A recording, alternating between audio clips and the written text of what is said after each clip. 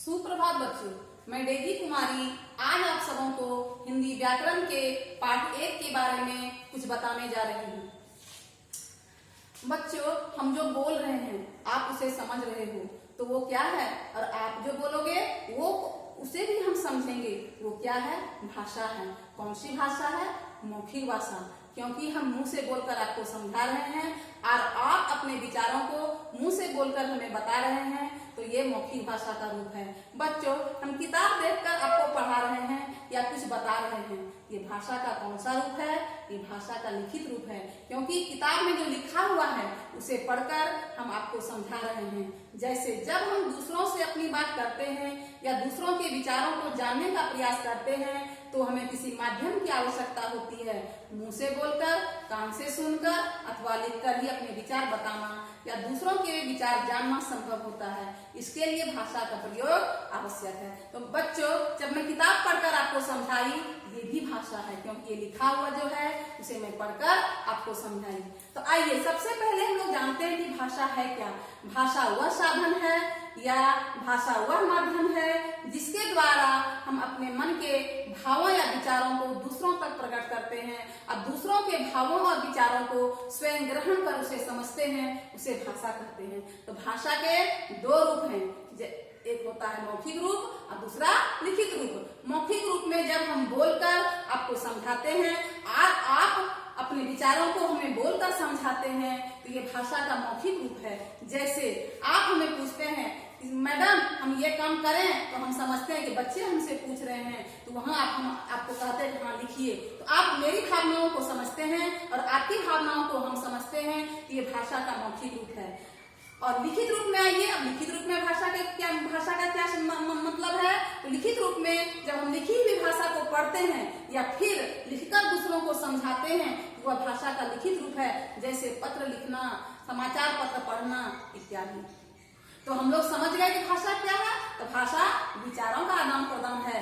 भाषा को हम लोग दूसरों को दो रूप से समझाते हैं, एक मौखिक रूप से बोलकर और दूसरा लिखकर। तो बच्चों, हम समझ गए कि भाषा है क्या? विचारों का आदान प्रदान है। आइए अब हम लोग जानते हैं कि भाषा, सभी आवाज को भाषा कहेंगे? नहीं, सभी आवाज को हम भाषा नहीं कहेंगे। क्योंकि जैसे कबूतर की आवाज है, चिड़ी और पटाखे की आवाज है, गाड़ी की फटफट है, तो ये सब आवाज भाषा नहीं कहलाती है। क्योंकि इस आवाज को सुनकर हम उसकी वो क्या कहना चाहता है, कबूतर गुटुरगु की आवाज निकालता है, लेकिन वो क्या कहना चाहता है हम इसके बारे में नहीं जान सकते हैं, इसीलिए वो भाषा के अंतर्गत नहीं आता है। जो आवाज, जो विचार हम पढ़कर समझते हैं और या सुनकर समझते हैं, उसी को हम भाषा कहेंगे।